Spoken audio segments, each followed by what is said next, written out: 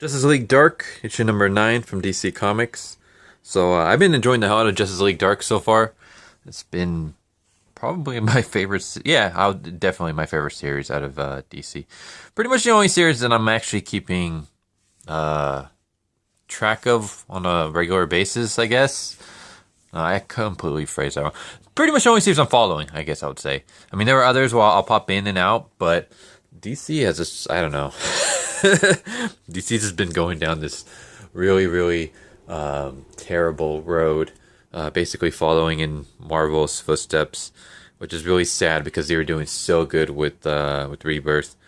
I think basically it's just not Jeff Johns. Jeff Johns is the one that actually was doing good. I think it's just Dan Didio. They needed, I don't know, get rid of him. Get rid of him. Jim Lee doesn't seem to be doing anything to help right the ship. Maybe get rid of him too. I don't know. I haven't heard too much about him as as an artist, he's good. I don't know too much about him as, leading DC. But, Dan Didio needs to be gone. But Justice League Dark has been good. And I don't know when this came out. This might actually be, yeah, this is like a couple weeks old, maybe. Reason I'm reviewing this is because, I actually had to change comic book stores. Because the one I used to go to was like moving further away from me. So I found another one that was closer to me actually, but they basically, I think it was something to do with the weather. It's been like really raining and stuff, but basically they didn't get any of my my stuff. Like all my comics that I've asked, it's like, none of them came in. The only one that they actually had for me was Turtles Urban Legends, and it's like, well, I mean, I've already reviewed like that somewhat recently. I didn't review like the newest one that I just got, but I literally just reviewed Urban Legends like, I don't know, a week ago or so. So I kind of want to do like new series. So I gotta wait for that for my stuff to come in. So here's Justice League Dark, which has been great. They've been doing a series, an arc where basically the Otherkin are coming in. Basically, they're like the originators of magic, and they're kind of coming in and they're not pleased with what humans have done with magic. So they're starting to wipe out everything magical. And we have Kent Nelson and Nabu, Dr. Fate. I almost said Dr. Light. But Dr. Light's something completely different. Dr. Fate. So, yeah, he's kind of a bit brainwashed, I guess. Because basically, Nabu, the helmet, wants Dr. Fate to kind of help in destroying all other magicians and stuff like that. Basically, just get rid of all the magicians and magical creatures on Earth, and I guess they want to like restart it under their image or something. I don't think we've gone too far into that explanation, or if we did, I forgot about it because it's been a while since I've read this. But pretty much, let's just say that they're trying to wipe out magical creatures. So yeah, here are the Lords of Order. The other, are they? No, the other kin are they're the ones that are coming from beyond the wall, I think. But basically, okay, we got these creatures that are coming from the beyond the wall. They have been able to invade our universe, or DC universe, I should say, thanks to the events of Dark Knight's Metal. And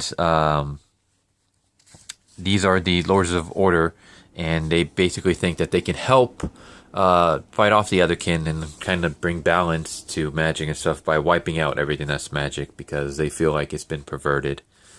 So yeah, Academy of Arts. I actually went to this university. I actually graduated from this university. I'll say this, really freaking expensive, and I feel like they don't really help you too much once you finish.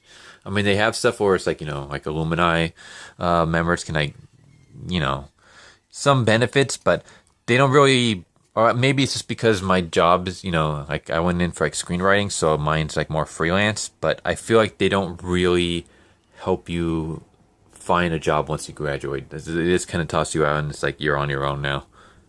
Keep paying us, keep paying us back for the loans. So, anyone thinking about going there, I would highly suggest researching and maybe see if there's a way that you could get the knowledge some other way. Because like my screenwriting thing, I just needed to get one book, and everything that I learned in that school, I could have just learned from that one book. It would have saved me so much money and time.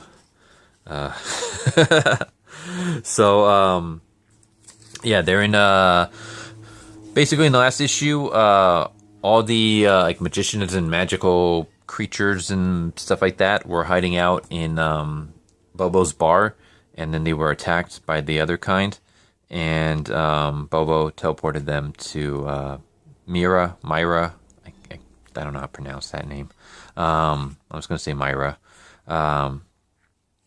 and that's when the Lords of Order show up, and yeah, Jason Blood kind of fights them for a bit. Well, I say fights, but he pretty much just gets destroyed, and he actually gets separated. Etrigan. He gets separated from Jason Blood. I was like, okay, that's kind of interesting. It's also interesting the fact that Jason Blood seems to be upset at that, because he seems worried, and then when he gets killed and he gets sent back to hell. Yeah, he's like, Etrigan, no, and I'm just like, aren't you like happy though? Like, I don't know. My knowledge of the demon is very minimal. I've only seen him in like a couple of stuff, and I mean I read his the little mini series that they had somewhat recently. I think it was last year.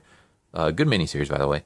But I mean, in that one, they portrayed Jason Blood as an alcoholic because of the fact that he's dealing with the demon on a constant basis. So it seems a little weird that he's happy that the demon is gone, but I guess he is. So Bobo basically teleports everyone to the Myra Castle. So there's like some interesting humor in this, which usually I kind of point out is not good for the tone, but I think for Justice League Dark it kind of fits a bit, and it's not like so random, because basically oh my god, I can't believe I forgot this guy's name. Blue Devil shows up, and he's like, Dr. Fate, it's good to see you. I was hoping to talk to someone about rebinding the Sword of Night. Is that Jason Blood? Why does he look older? And he's like, oh man, I missed something important, didn't I? Yep. Is Dr. Fate a bad guy now? Yep. We're all gonna die, and somehow this is your fault, Bobo. You've got it, Danny boy. Sorry about that. I was like, okay, that kind of got a chuckle out of me. And it makes sense, because, I mean, he did just show up, and Dr. Fate is usually portrayed as a good guy, so... and then, meanwhile, we got Zatanna and Wonder Woman going on their own little adventure with Cersei, trying to basically track down... I'm going to move the camera here because I don't want to show any more pages. But I want to get the guy's name, Mordru. I'm not sure who Mordru is. But yeah, we kind of have that little adventure thing going on. And yeah, basically... Here, let me flip to an earlier page that I can show. Basically, that's kind of it. Basically, Zatanna and Wonder Woman are trying to solve things. Meanwhile, Bobo and Swamp Thing are on Myra being attacked by the Lords of Order. And Man-Bat is teaming up with, I forget this guy's name, Khalid. I guess he's... Kent's protege, and I guess he's also a former Dr. Fate. So yeah, basically we got characters just trying to figure things out and stuff. Artwork is good. Like, I really enjoy this artwork. Who's the artist? Alvaro Martinez Bueno and Miguel Mendonça. Probably totally butchered that name. But the inking is good. The penciling is good. The coloring is really good. Like everything about this has been really good. And I'm starting to become a fan of James Tynion IV. I haven't read too much of his stuff, but the few stuff that I've read, mostly this series, has been freaking phenomenal. So, yeah, I really recommend this series. Like anyone who's kind of like trying to find something good from DC, Justice League Dark. Justice League Dark has been phenomenal. I've enjoyed the crap out of all their arcs. All their issues have been really good so far. I'm hoping that this is one of the series that isn't getting canceled, because I know DC is like dropping from what was it, like, was it 77 or something series to 22 or something like that. And sorry for the dog barking. Neighbor has a dog who also likes to pick fights with our dogs, so they're probably barking back and forth at each other. But yeah, I'm hoping this is one of the series that isn't canceled, because obviously it's been really freaking good so far, and I don't want it to end. And yeah, a lot of these series that are kind of wrapping up,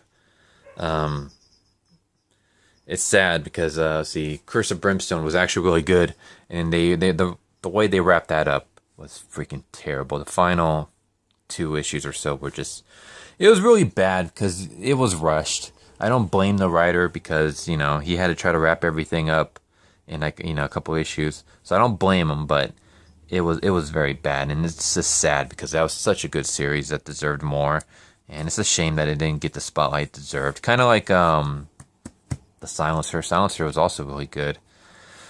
It's a shame that that one's also getting, you know, kind of wrapped up. But yeah, Justice League Dark, phenomenal. I do want to show this. What is this? This looks so bad. Like, this looks like, I don't know. This looks like a poorly done, well, not poorly. This looks like a fan film or something. It doesn't look like a DC TV show. But what's the point in having this dude and then also Cyborg as well? Like, why is Cyborg in this? Was Cyborg ever part of Doom Patrol? What even is Doom Patrol? I don't... I've never heard of Doom Patrol until this came out. Then again, like, I'm not the biggest DC, like, fan. I only kind of got into DC with Rebirth, and because Marvel's so crap.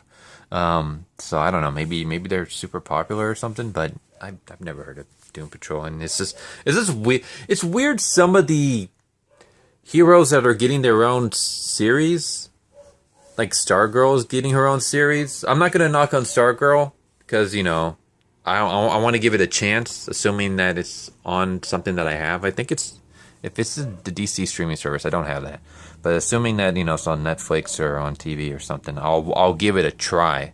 So I don't want to knock it, but it's just, she's a very interesting character to do a whole series on. It's just kind of weird, like, what series they decide to pick.